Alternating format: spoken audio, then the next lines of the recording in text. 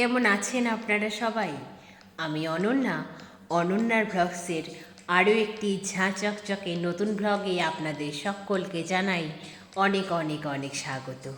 আশা করছি আপনারা সকলে খুব ভালো আছেন, সুস্থ আছেন, নিরাপদে আছেন। আমরাও বেশ ভালোই আছি।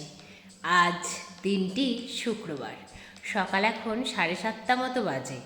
আমি ঘুম থেকে উঠেছি বেশ খানিকক্ষণ আগে। ঘুম থেকে উঠে প্রথমেই ছাদ বাগান থেকে ঘুরে এলাম, তারপর ব্রাশ করে ফ্রেশ হয়ে এই আলমারিটাকে গুছিয়ে নিয়েছি, যেটি রান্নাঘরে রয়েছে। এই আলমারিটির মধ্যে তো বেশিরভাগই সমস্ত কৌটো দিয়েই ভর্তি, তাই এক এক করে বেশ সব কৌটো মাজা হয়ে গেলেও এই কয়েকটা কৌটো মাজা বাকি থেকে গিয়েছিল। সেই জন্যই আজ আবার সব কৌটোগুলো ধুয়ে নিলাম। আজ সকাল থেকেই আকাশের মুখ ভার, রোদের তো দেখা নেই, উপরন্তু কালো মেঘের আনাগোনা। দেখেই মনটা ভীষণ খারাপ হয়ে যাচ্ছে জানেন। এটি নাকি শরৎকালের আকাশ, সামনেই দুর্গাপুজো আর আকাশের মুখ ভার। এত বিশ্রী লাগছে, আবহাওয়ার খবরটা জানতে পারলেই পুজোতে নাকি বৃষ্টি হবে। শুনলেই কেমন মনটা ভারাক্রান্ত হয়ে যায় বলুন তো, বিরক্তিকর একটা ব্যাপার। যথারীতি সমস্ত কৌটো মেজে তুলসীতলায় দিয়ে এলাম। আকাশ মেঘাচ্ছন্ন হলেও বৃষ্টি তো আসেনি, এটি একটি আশার ব্যাপার। সেই জন্যই তুলসীতলায় দিয়ে এসে পাউরুটিগুলো টোস্ট করে নিলাম, আর এদিকে বানিয়ে ফেললাম চা। চা সহযোগে ব্রেডগুলো সাবার করে ঘরে গিয়ে বেডটাকে গুছিয়ে ফেললাম। তারপরে কি মনে হতে আজ আবার স্নান সেরে চলে এলাম ঠাকুর ঘরে। ভাবলাম পুজোটা আগে সেরে দেখি তো, যদি আরও একটু তাড়াতাড়ি সব কাজ সমাধা করা যায়। কারণ এখন তো শুধু সংসারের কাজ নয়, এখন তো বেশ কিছু এক্সট্রা কাজও করতে হচ্ছে। সামনে যেহেতু দুর্গাপুজো, সমস্ত ঝুল ঝাড়ার কাজ তো কমপ্লিট করেই ফেলেছিলাম মহালয়ার আগে, কিন্তু এখনও কিছু মোছামুছির কাজ বাকি থেকে গেছে। যেমন নিচের বড় ঘরটার সেই ওয়ার্ড্রবের মাথাটা ভাবছি আজকে ডিপ ক্লিন করব। দেখা যাক কতটা কি করতে পারি। যথারীতি ঠাকুর ঘর ক্লিন করার পরে পুজো সেরে ফেললাম। তারপরে চলে এলাম ছাদে। আকাশের পরিস্থিতি ওই একই রকম, বৃষ্টি হচ্ছে না, কিন্তু আকাশ মেঘাচ্ছন্ন। তার মধ্যেই ভিজে জামা কাপড়গুলো এক এক করে মেলে দিলাম। তারপর সিঁড়িঘরের দড়ির মধ্যে গতকালের যে ভিজে জামা কাপড়গুলো রয়ে গিয়েছিল সেগুলোকে তুলে আবার ছাদের দড়িতে দিয়ে দেব ভাবছিলাম, কিন্তু আকাশের তো মুখ ভার, তবুও নো রিস্ক নো গেইন। সেই জন্যই রিস্ক নিয়ে দিয়েই ফেললাম আর কি। কী আর করা যাবে, এই রকম মেঘলা আকাশেই যতটা শুকোয় আর কি। কারণ দুদিনের জামা কাপড় সিঁড়িঘরের দড়িতে মেলার জায়গা নেই। যথারীতি জামা কাপড় মেলার পর্ব কমপ্লিট করে নিচে এসে আজকে রান্নাবান্না কমপ্লিট করেই ফেললাম।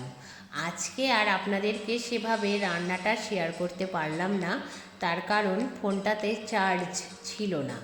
যথারীতি রান্নাবান্না তো সেরেই ফেলেছি, তাই ভাবলাম রান্নাবান্না কমপ্লিট হয়ে যাওয়ার পরে ফোনটাও চার্জ হয়ে যাবে, তখনই আপনাদেরকে না হয় দেখিয়ে দেব। আজকের ব্লগটা না হয় এরকমই থাক। বেশ অনেক দিন ধরেই খাওয়ার ইচ্ছে ছিল, সেই রান্নাটি আজকে করেছি। পেঁয়াজ দিয়ে আলু সিদ্ধটাকে মাখবো বলে পেঁয়াজ কুচিয়ে রেখেছি, আর মসুর ডাল সিদ্ধ করেছি, আর এদিকে করেছিলাম ডিমের অমলেট, আর তার সাথে হালকা পাতলা পাবদা মাছের ঝোল বেগুন আলু দিয়ে।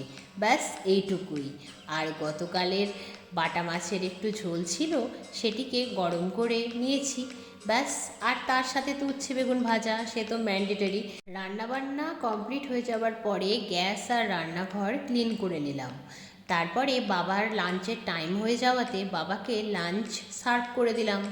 তারপরে আমি চলে এলাম ঘরে। ঘরে এসে এক এক করে আসবাবপত্রগুলো মুছে নিচ্ছি। তবে হ্যাঁ, সকালে স্নান পুজো হয়ে যাওয়ার জন্য কাজ বেশ তাড়াতাড়ি এগোচ্ছে। এইবার থেকে এই রুটিনটাই ফলো করব ভাবছি। কাজগুলো বেশ সিস্টেমেটিক হচ্ছে, এটি বেশ একটা ভালো উপায়। এবার থেকে এটিই করব। যথারীতি এক এক করে সমস্ত আসবাবপত্রগুলো ক্লিন করছি আর বারবার আকাশের দিকে তাকাচ্ছি। কি অশান্তি হয়েছে দেখুন তো, কি মুশকিল, যেন মনে হচ্ছে শরৎ নয় বর্ষাকাল এটি।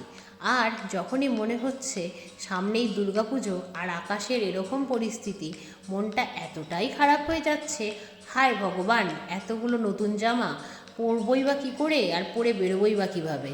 কি মুশকিল, এত দুশ্চিন্তা করতে করতে আমার আবার অ্যাস্থমার অ্যাটাকটা বেড়ে যাচ্ছে।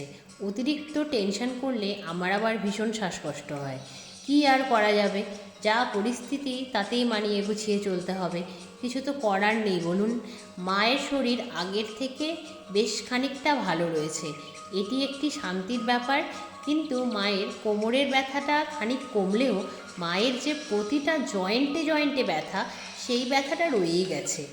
আসবাবপত্রগুলো ক্লিন করার পরে ভাবছি এই কৌটোগুলো তুলে নিই, কারণ আকাশের মেঘ আরও বেশি ঘনীভূত হচ্ছে। তাই মাও কিছুটা হেল্প করলো আর আমি সমস্ত কৌটো তুলে রাখলাম। তারপরে মা আর মেয়েতে মিলে লাঞ্চ সেরে ফেললাম। তারপরে ভাবলাম, না, এই ওয়ার্ড্রবের মাথার উপরে টাওয়েলটাকে চেঞ্জ করে দিই আর ওয়ার্ড্রবের মাথার জিনিসপত্রগুলো নামিয়ে ডিপ ক্লিন করেই ফেলি। কাজ ফেলে রেখে কী লাভ বলুন তো। সেই জন্যই টিভিটা অন করে দিলাম, যাতে একটু টিভির আওয়াজ, টিভির কথাবার্তা কানে আসে আর খুব মনোযোগ সহকারে আমি এই কাজটা কমপ্লিট করতে পারি। কারণ বুঝতে তো পারছেন, ভরা পেট তো ভালো লাগছে না কাজ করতে, কিন্তু করতেই হবে, তাই করতেই হচ্ছে। এটি ডিপ ক্লিন করতে পারলেই এই ঘরের যাবতীয় আসবাবপত্র ডিপ ক্লিন করা কমপ্লিট হবে।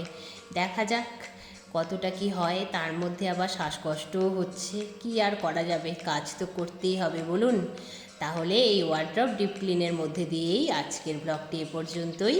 আবার আপনাদের সঙ্গে দেখা হবে খুব শিগগিরই অন্য একটি নতুন ব্লগে। ব্লগটি কেমন লাগলো অবশ্যই জানাবেন। সবাই ভীষণ ভালো থাকবেন, সুস্থ থাকবেন, সাবধানে থাকবেন। আজকের মতো বাই বাই।